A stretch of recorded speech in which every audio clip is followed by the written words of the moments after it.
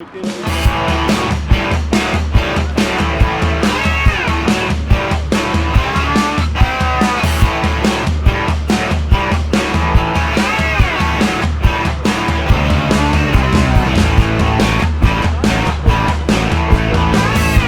non, ça ouais.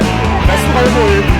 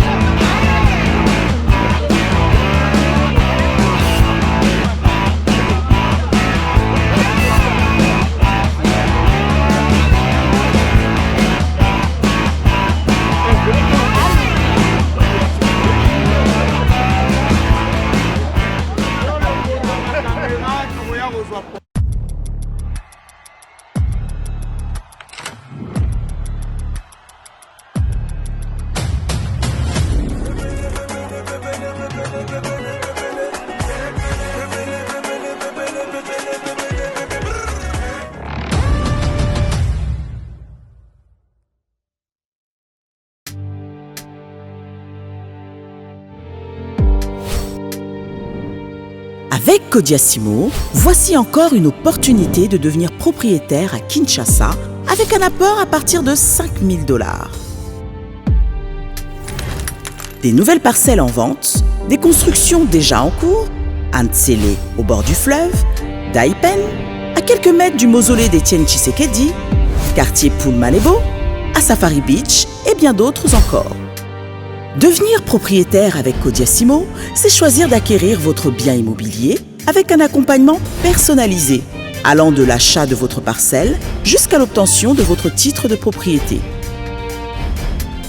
Avec un service après-vente assuré par notre équipe juridique chevronnée, vous êtes garanti de recevoir votre titre de propriété, peu importe votre lieu de résidence. Avec Kodiasimo, vous avez la garantie d'un service clé en main. Kodiasimo, la meilleure adresse pour construire la vôtre.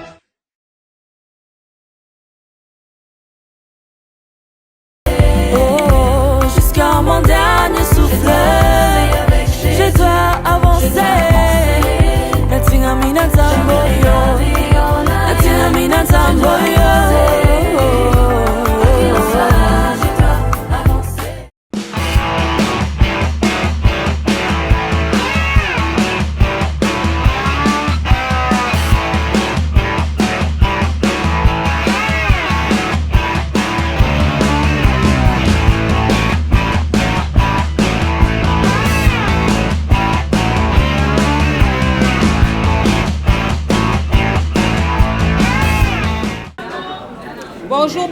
Bonjour à tous. J'espère que vous avez bien compris que bâton d'ici à micro. Le lot est le 9 mars 2024, 5 jours après 6e anniversaire de Bella Production. Et c'est depuis le 1er mars que bateau va accompagner la Belvin en communication. Tout ça qui pour inciter la famille Libota à offrir Belvin candidat patronat cadeau. Et tu réfléchis ça qui pense longtemps pour notre cadeau Anna. Et les canisina tous ensemble décision et soit maki. 2024 Tolobaki thème na biso ya biso la communication et ça renforçant la communication pour la visibilité de Bella Production localement. Parce que la option déjà dans Poto. Donc ça qui a besoin au Kinshasa. Thème na biso ya ngwana to renforcer communication à Kinshasa, pourquoi pas dans la province. Pour awa pe internet etala marape makasi to tambola na nzela ba belela biso. To zana besoin visibilité à Bella Production makasi sur Kinshasa et ça ba belela to ngai to ba ça va support publicitaire. Nde bomoni likanisi na biso to sangisi mayele to associer famille Libota to lobaki olingo soutenir Bellevue tinda contribution mais to yebi sauter à nini. Tout le monde a famille Libota Tolobi merci. Basali biso confiance aveuglement pour organiser union sur sali et ça va pisoter surtout famille Libota. Bango ne pensa basali que union soit possible. En 8 jours, on a pu réaliser tout ça du 1er au 8. To bandit aussi ici et si li peka raté, makambo ça la musu faisait belé litus to ça la interview to loba to passer ba message. Mais pour le moment surprise on les a dévoilé. To bomba ki on pensa maman pe amoni. Azan un message moko ya passer famille Libota na bande réunion soyo to convia ki ba romona et loko to décida ki to organiser pour na Bella Production. To zong sele maluba. Mais pour ça na mo mkeka pour na micro. Voilà. Shalom, shalom, shalom. Shalom, peuple de Dieu. Shalom, mais tu as vu nos bobos qu'on le battait de Voilà. Merci beaucoup, un grand merci. La surprise au Bosalinga. Vraiment, on s'attendait à une autre. Une place au Bosalinga. Vraiment, j'étais vraiment en plein tournage. Je n'avais même pas. Et c'est ce qu'on appelle vraiment une surprise. Je vous dis, j'ai chaud au cœur. Franchement. Je merci et belé. Sur initiative Oyo. Merci à l'équipe technique. Merci à communicateur et à Bella Production. Ndenge vraiment c'est donné pour la surprise Oyo et ça l'a bien le cours et s'il vous plaît. Toyo Kana, ouais. S'il vous plaît. Voilà. Merci encore na mutu nyonso oyo azoki likanisi ko contribuer ne fût-ce que $5 na ye pour que likambo oyo tosali lelo et réussir. Nzamba pambola, nzamba azongisa osensible, nzamba bondela bino, nzamba kota bitumba na bino, nzamba bomba bino, nzamba répondre bino, nzamba aza la solution na ba problème na bino nyonso. Vraiment un grand merci. Donc c'est bon, non? On va continuer. Continuez, maman. Merci beaucoup. Merci na équipe ba demeure. Ndenge vraiment ba se promener pour que surprise oyo et à la réussite. Donc un grand merci à vous aussi. J'espère que namoni bato belé bilonge belé eza awa na bien répété. Sûrement que j'ai vu ça aujourd'hui. Et namoni vraiment que non bolinganga pour se déplacer, vous avez la marambe belé au sala, mais botiki yango pour que vous pour rejoindre nous. Un grand merci aussi à vous. Les communicateurs, les journalistes, les caméramans, je vis, il y a des chaînes, il y a différentes chaînes. Nous avons un temps pour la vie. Merci beaucoup pour la présence de la vie. Je dis un grand merci pour les comédiens. Les lots ont fêté 6 ans. 6 ans, il y a belle vie. 6 ans, les comédiens. Surtout au banda na bango na début à chaîne oyo si les lotos na bango un grand merci pour na amour na bino pour na bolingo obola qui depuis évangile ya chaîne si lelo je dis un grand merci nzamba zong c'est la bino ebele parce que nga na ozanga bilo ko pesa bino parce que naza muta mokili mais nzambe oyo aye baka ko sonde na kata profondeur a mitema a ebele oni a ko pesa na bino merci ebele. La comédienne nyonso et merci na ba journaliste nyonso ba o balinganga na ba o balinganga te nzamba batela bino nzamba bomba bino un grand merci pour la présence na bino vraiment ça me va droit au cœur votre présence la surprise oyo et salingai bien makasi tant on a fanda qui n'a pas silence nanga peut-être je me disais que je suis seule. Et aujourd'hui, j'ai compris que je ne suis pas seule. Je suis avec vous. Merci. Merci. J'ai dit, j'en profite encore parce que c'est mois de la femme pour souhaiter bonne fête à toutes les femmes. Merci. Pareillement. Merci également. Bonne fête.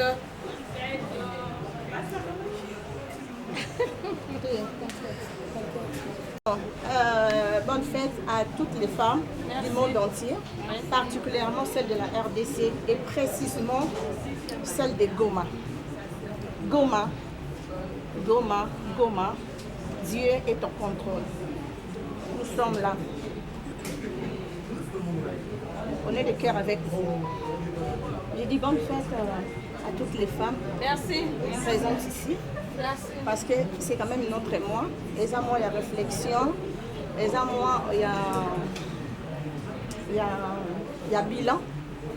Et ça, moi, il y a accélération. Et ça, moi, il y a... Voilà. Le reste est beau compléter pour l'angal. C'est notre mois. OK? Voilà. L'angala lobelo romoko. La fin je me suis dit, art, tout théâtre, et ça passion l'angal. Nathalie ba demeure ngabité ba demeure ba communicateur na ngai. Donc na baluki Nathalie ba comédien ngabité, ba comédien ba collègue na ngai. Donc Nathalie RDC n'habité. RDC c'est mon pays. Je vous dis dans Nathalie famille Libota, c'est mon combat. Famille Libota, c'est mon combat. Famille Libota, je vous aime beaucoup. Merci. Ce nazal lelo de la télévision et ça passe que bino bozalaki. Namoni mposa na bino esengo na bino ezala nga nazala na esengo nazala ya kosepela nazala na kati ya joie et j'ai compris ça aujourd'hui surprise oyo bino boza na kati merci famille Libota on est ensemble avec vous juste elle a passé le message à Souka j'espère que non le va bien jusque là ça va non Ça va. ok nani na lo baboye nazwaka occasion te ya kotelema boye mpona koloba liboso ya micro parce que naza tout le temps na kati ya mosala je travaille tellement dur écrire le scénario l'inspiration ya réfléchir écrire le scénario tourner zonga mata kita je suis beaucoup plus plongée dans le travail en tout cas eza makambo mosusu elekaka nga wu ka mosusu moto oya oyebisa yo tala bozo eyeba te naye na précise eloko moko j'espère que bato nyonso baza awa na bacaméra eya bato balingaka belvi ata mpo olingaka nga te oza awa eza problème te leko ezaka mpo ozwa image eza problème te me naye nayeba boye motu nyonso oyo adefendaka belinda kaundi belvi motu nyonso oyo adefendaka belvi tv motu nyonso oyo adefendaka bela production s'il vous plaît je vous demande une chose n'insultez pas j'insiste n'insultez pas so olingaka belvi tv défendre mosala belvi défendre artiste na bino belvi lobela ye na nyonso oyo olingi s'il vous plaît toyokana bien message eleka ekota bien d'accord donc ce bosali yango bosepelisanga makasi parce que tant tolekaka na télévision ya un message oyo tolekaka mpo topase epa bato bafandi baotala biso baza bandeko na biso bamama na biso bapapa na biso baoncle na biso baneve baniese baoncle voilà et tant toleka toloba il faut toyeba eloko nini toloba pour que oyo eyoka bango esepelisa mitema na bango s'il vous plaît motu nyonso alingaka belinda county belvi nainsiste ne passez pas à la télé pour insulter biso toa bédicateur ya masse ok tant tolekaka na tv mpo toloba c'est que y a un message oyo toyaka mpo totransmettre na bato baotala biso alors passez à la télé pour transmettre le message et non les insultes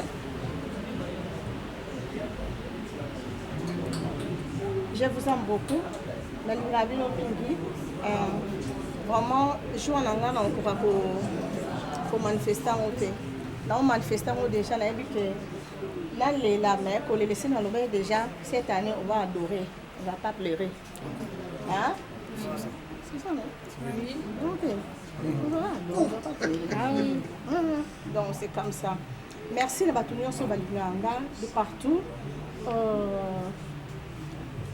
na France na Belgique na Allemagne na Suisse na Londres na Canada les États-Unis partout bato mosusu baza na Angola na Inde ça ba pays wana na Australie surtout na Australie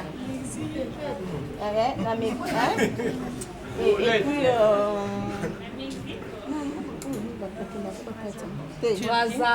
Turquie, Grèce, Allemagne, Chine, surtout la Chine, Congo, Brazza. Non, c'est bon. Donc, voilà.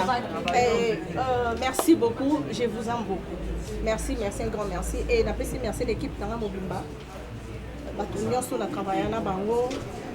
Merci la bureau sur Belvi TV. Merci d'être là pour moi, pour me soutenir. Merci à ma camarade Ziza Marina. Merci à ma camarade Lisa. Merci à ma camarade Moseka, camarade Milo, camarade Bakata, camarade Bijou la Reine, camarade Septième Baga, camarade Top, Comment on a étoile. Comment on a comment on a bah mais tais-toi la mode de la femme. Honorer la femme. Comment on a comment Aïssa comment on a allé là mais mangam. Comment on a Marie-Jeanne Bolonné. Comment on a Kalunga. Comment on a bijou c'est la tanga que comment on a bijou. Mimika Bongo, Mimika Beya, Fanny Massouri, comment on a Coquette. Comment on a Mouchopi, comment on a comment étoile ici la tanga que comment on a Viviane. Comment on a les la théâtre. Comment on a dit Piné. Comment on a Soussou. Comment on a Sylvie. Comment on a CG. Et auto comme casse lumière. Comment on a alors qu'on a ganga. Ça va tourner là quelque part. Arrêtez ma didas. Ça va ou quoi? Comment on a Viviane? Comment on a Karine Pala? Vas-y. On a camarade de Bélé la théâtre. Merci. Comment on a Makambo? Comment on a Loso? Comment on a Makambo? Comment on a Loso? C'est comme non bon camarade. Dis aux bon camarade na yeze tout na ngai. Ah muti ya mabe. Au camarade. On se bon camarade non. Comment on a les tikali? Comment on a Mabi Pendu? Comment on a Malingo? Comment on a Malinga? Ma pembe. Comment on a Dina? Comment on a ici Peshanga? Comment on a Issa Masiala? Comment on a Sunan? C'est bon. Merci beaucoup. Bandela Soulia, s'il vous plaît, le temps. J'ai présenter au monde. J'ai présenter au monde. Lumia. Moi, je sais pas visuel l'union.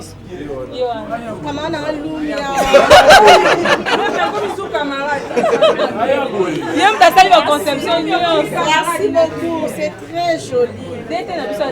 Oh là là.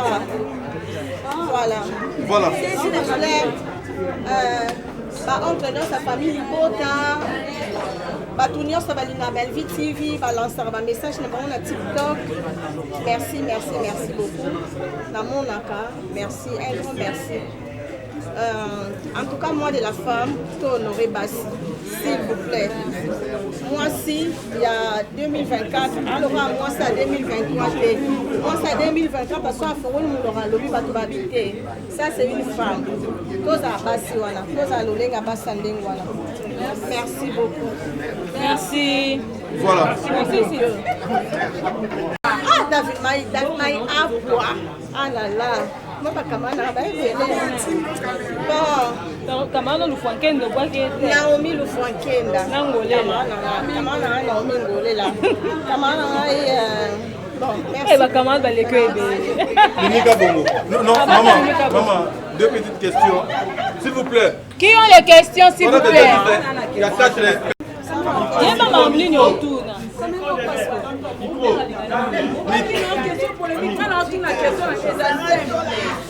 Question dans les simples, on a plutôt le billet.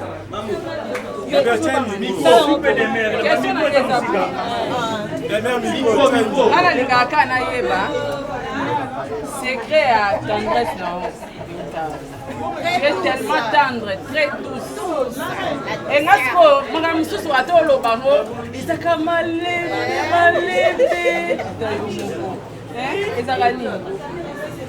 Bon, comment ça va tout là? Merci pour la question. Je suis une ça. Quand tu as douceur, on a hypocrisie exacte. C'est comme ça que je suis. Nabotama boeba, oh bayebinga. Bayebi. Non, ce que là boké d'ici qu'on a collé là. On a botama na richesse. Nabotama na baba. So boké d'ici qu'on a collé là. Nabotama na ngiringi. Botuni. Témoignage na ngabo ebisa. Donc koloba non wana. Koloba nga kutu ela théâtre. On a koloba na théâtre.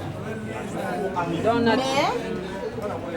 na kala pe nazalaki na mfusa ojaka bato lokwa babino na nga obeta bango mais bonzambe kosambela tellement c'est là qu'il a changé. Parce que.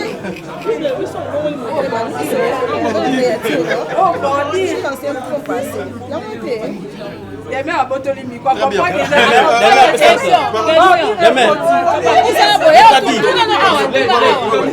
Pardon.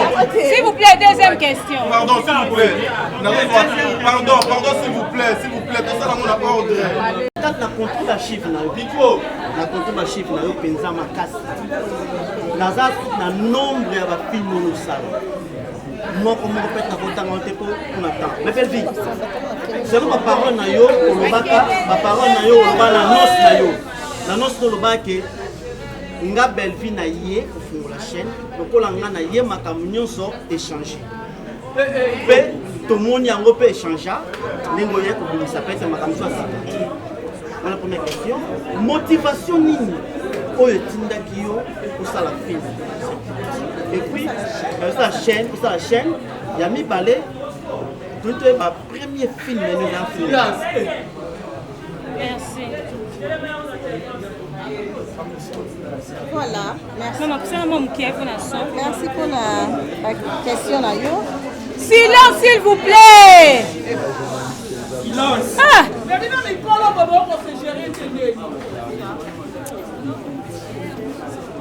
Voilà, motivation pour créer chaîne. D'abord, avant de créer Bellevue TV, nous avons travaillé en collaboration avec le producteur Nabiso Yves Lubamba, que je salue beaucoup. La sollicité qui est pour nous comme on va filmer, nous n'arrivons pas. Alors, tant maintenant comme on va filmer, un jour, il m'a appelé pour me demander est-ce que tu gagnes vraiment?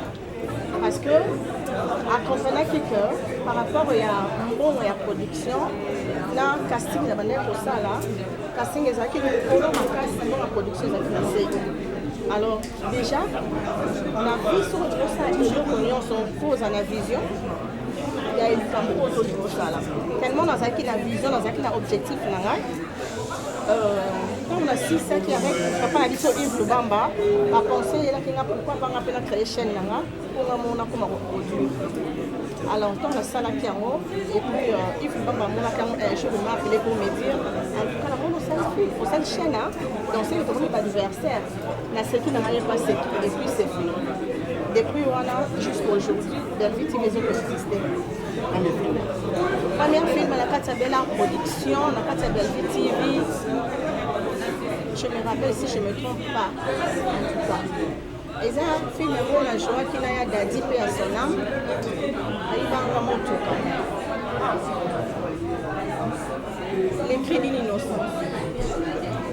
Si je ne me trompe pas. Allez vérifier sur la chaîne. Je pense que c'est ça. En tout cas, ça date. 6 ans après. 6 ans après. Donc, l'écrit d'une innocence. Vraiment, merci beaucoup. Prochaine question. Donc, maman, tu as une question. Moi, c'est caca. Et puis, c'est tout.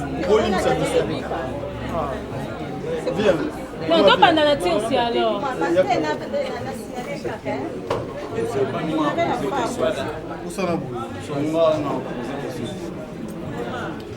Ok, voilà, maman Bellevue.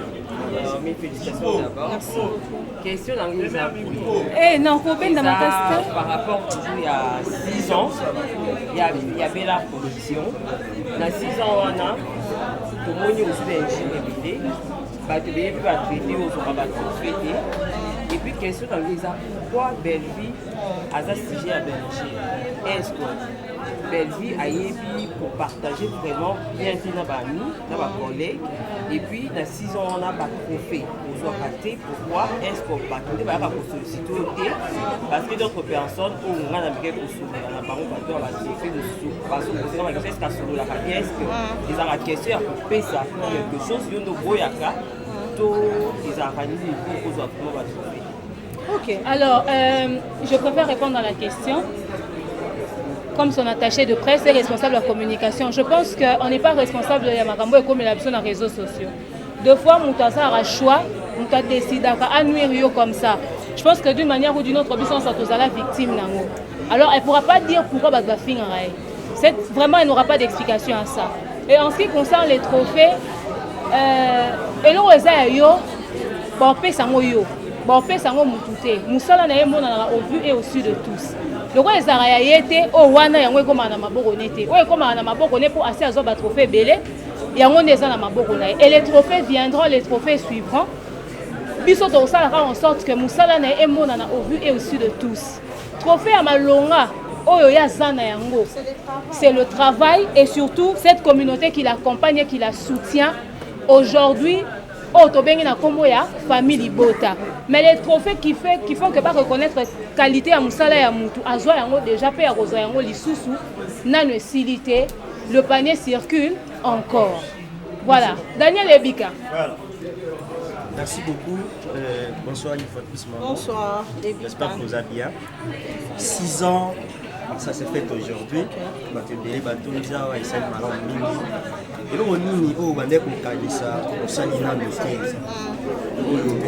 un regret et na o salina noté ce que tu as dit dans 2 ans nous nous organisons sur Bella Belvitivi et Zala pour ça une fois de plus il y a un ok nani no salina noté wana ne pas problème na biso merci beaucoup les bigas jusque là marambo na to salite ezebele oh déjà to sali ezana moké parce que souci na biso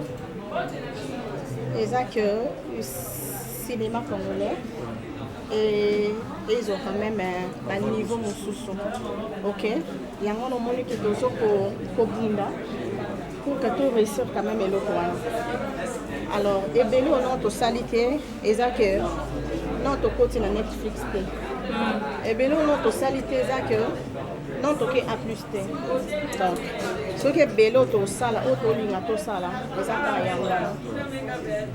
donc c'est un peu ça. Question que vous avez merci. Non, à poser quelques questions. Bella TV dans 2 ans.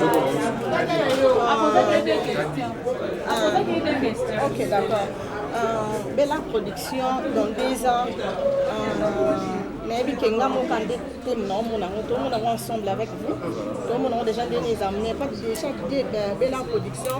Et ça n'a pas de nom. On est locaux. Et là, on vient de Simbi. Il on va jouer à chez Mafuta. Donc, on a 2 ans de Bella Production. Parce que nous avons fait ça qui a une vision, de Bella Production. Après, c'est une provision. Donc, dès la production, dans 2 ans, bon, on est à Maramoussou, mais on ne jamais devant la télé. Déjà que aux hommes, on a des abattus aussi dans le meilleur, aïe bien le refait, mais les actrices dans cette belle production. Comme on a eu Bonnette, à ça la théâtre, tu n'as jamais joué. Mais là, ce qui est, tu vas passer devant la caméra. Abi maman, je ne sais pas jouer, Nabi, tu vas jouer. Parce qu'il est maintenant temps pour que les gars jouent. Donc c'est un peu ça. Les gens vont se mêler, on va jouer là, on va découvrir, on va faire la production, parce que on va aller là, le Bakamo et Kenny. Donc c'est un peu ça. Et la production, c'est ça son travail. Nous sommes les choses on a. Il y a déchirer ma talent. Donc il s'en a mis sur la base. Le reste c'est. Merci beaucoup. Voilà, merci beaucoup.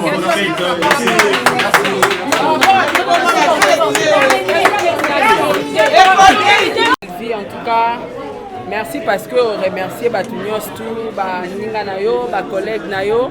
Mais il y a une question, moi, on a bandeko Batunio te. Tout le monde a nominé parmi 50 femmes, grandes femmes d'affaires, Yamboka Nabiso. Et puis, on a parmi Basi Oyo, Bazo influencé Batu, Basi Oyo, Baza modèle à suivre.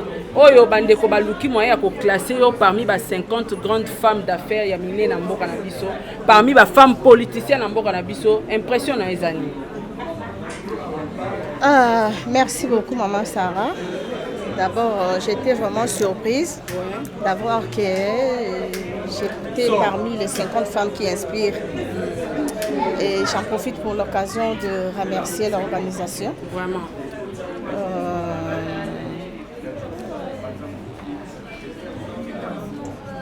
Et ça, là, il a tellement bien marqué. comment a été la 4 basi 50 oyo ya mboka na biso ya minene ka ndongo lobby et je suis parmi bango. D'accord.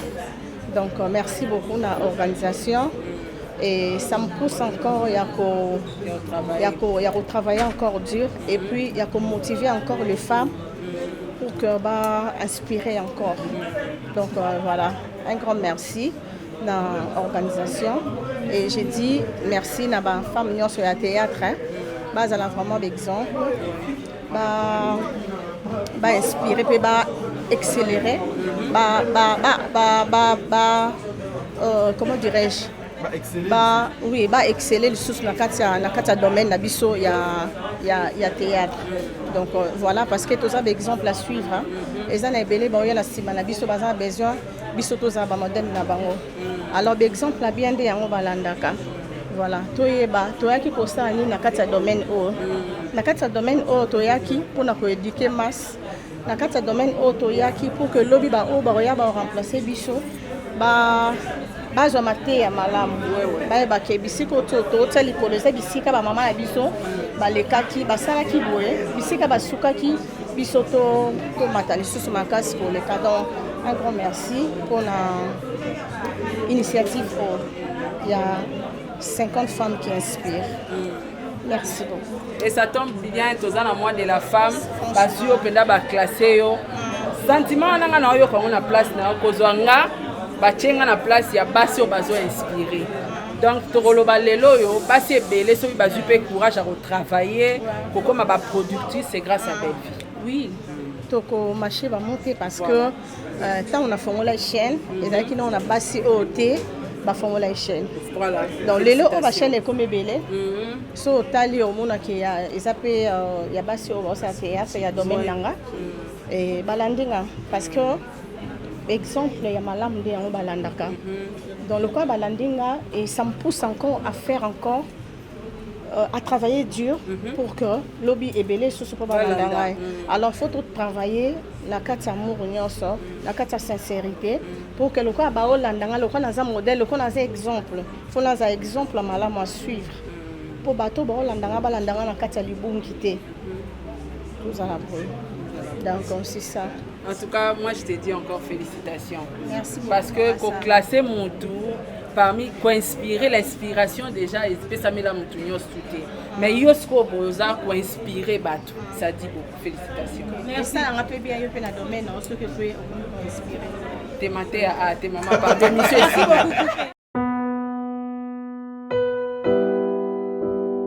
Bonjour chers frères et sœurs en Christ. C'est votre humble serviteur, le pasteur Bayekele Guibobala. C'est à partir de la chaîne Nouvelle Tendance TV. Je vous salue dans le nom puissant de notre Seigneur et Sauveur Jésus-Christ. Alors frères et sœurs, aujourd'hui, je suis pour vous demander, bien-aimés, à pouvoir vous abonner sur cette chaîne parce que à partir de Londres, où j'œuvre dans l'église Porte Étroite London, et par-ci par-là en Europe aussi pour ceux qui me connaissent. Alors, quand je vis M. Alain Dele avec des jeunes enfants chez Gay, j'avais dit voilà, une très bonne terre et facile, bien aimé, à convertir dans le christianisme. C'était ces jeunes-là délinquants qui manquent même quoi manger, qui manquent un abri pendant que toi tu en attends. Et voilà, c'est pourquoi j'étais venu ici à Kinshasa pour joindre mon bien-aimé et travailler ensemble avec lui. Alors, bien-aimé, contribuez vraiment pour l'œuvre du Seigneur que mon bien-aimé Alain, avec toute son équipe, sont en train de faire. Donc, il cherche à plus se faire de disciples pour Jésus-Christ. Voilà, je vous salue et je vous reviens très bientôt sur cette même chaîne. Mais abonnez-vous et nous aurons à vivre des merveilles de l'Éternel dans nos vies, parce que l'ouvrier mérite son salaire. Soyez bénis, peuple de Dieu, soyez bénis. Notre Dieu est tellement bon, soyez bénis. On se reverra très bientôt. Bye bye.